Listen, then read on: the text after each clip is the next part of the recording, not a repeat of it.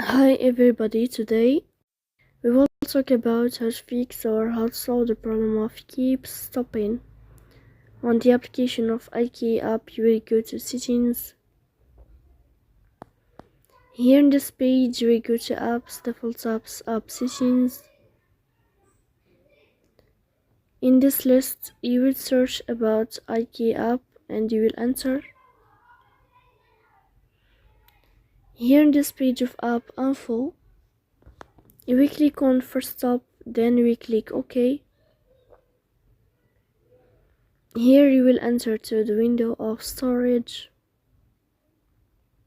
Here you will click on clear cache. Then you can turn on your airplane mode. And you can turn off your airplane mode again to fix that problem. So please don't forget to support us.